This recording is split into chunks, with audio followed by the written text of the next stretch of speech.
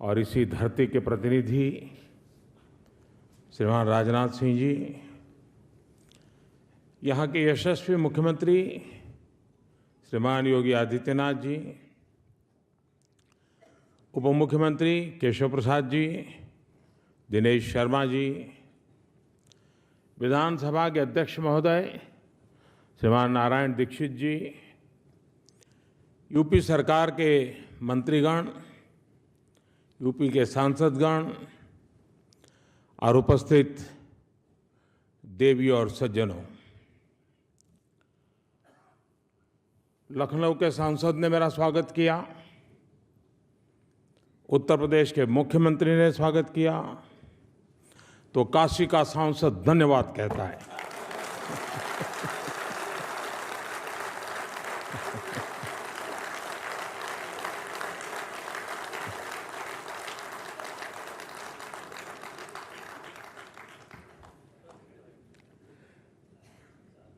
आज मेरा सौभाग्य है कि महत्वपूर्ण दूसरे कार्यक्रम में मुझे आने का अवसर मिला है और दोनों कार्यक्रम में मुझे अटल बिहारी वाजपेयी जी को वंदन करने का, उनके विजन को सम्मान करने का अवसर प्राप्त हुआ है। यहाँ आने से पूर्व मैं दिल्ली में अटल जल योजना का शुभारंभ कर रहा था। 6,000 करोड़ रुपए की इस योजना के तहत उत्तर प्रदेश सहित देश के 7 राज्यों में भूजल के स्तर को सुधारने के लिए काम किया जाएगा। इसके साथ ही आज हिमाचल को लद्दाख से जोड़ने वाली रोहतांग सुरंग का नाम अटल टनल के नाम पर किया गया है। ये भी संयोग है कि आज सुशासन दिवस के रूप में जब हम मना रहे हैं, तब यूपी का शासन जिस भवन से चलता है, वहां अटल जी की प्रतिमा का अनावरण किया गया है। उनकी ये भव्य प्रतिमा लोक भवन में कार्य करने वाले लोगों को सुशासन की, लोक सेवा की निरंतर प्रेरणा देती रहेगी। साथियों, इसके अलावा अटल जी को समर्पित अटल मेडिकल यूनिवर्सिटी का शिलान्यास किया गया है, जो लखनऊ बरसों तक अटल जी की कर्मभूमि रहा, अटल जी की संसदीय सीट रही हो और वहां आकर शिक्षा से जुड़े, स्वास्थ्य से जुड़े संस्थान का शिलान्यास करना, जिसको भी अवसर मिलेगा वो जीवन में इसे अपना सौभाग्य मानेगा। मेरे लिए भी आज ये सौभाग्य की पल है। जब अटल जी यहां से सांसद थे, तब उन्होंने यहां विकास की अनेक परियोजनाओं पर काम शुरू करवाया था। रिंग रोड का काम हो, पुराने लखनऊ में ड्रेनेज सिस्टम हो, यहां के एयरपोर्ट का आधुनिकीकरण हो, वाल्मीकि आंबेडकर आवास योजना हो, बायोटेक पार्क हो, लखनऊ को नई पहचान देने वाले सैकड़ों काम अटल जी ने किए थे। अब सांसद के तौर पर श्रीमान राजनाथ जी इस विरासत को संभाल रहे हैं, संवार भी रहे हैं।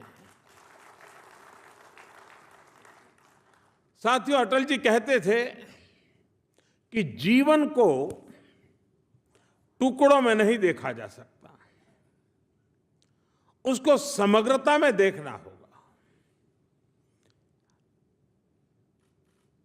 ये बात सरकार के लिए भी उतनी ही सत्य है और गुड गवर्नेंस के लिए भी, सुशासन के लिए भी यही उपयुक्त मानदंड है। सुशासन भी तभी तक संभव नहीं है जब तक हम समस्याओं को संपूर्णता में, समग्रता में न सोचेंगे, न उसे सुलझाने का प्रयास करेंगे। मुझे संतोष है कि योगी जी की सरकार भी समग्रता की इस सोच को साकार करने का भरसक प्रयास कर रही है।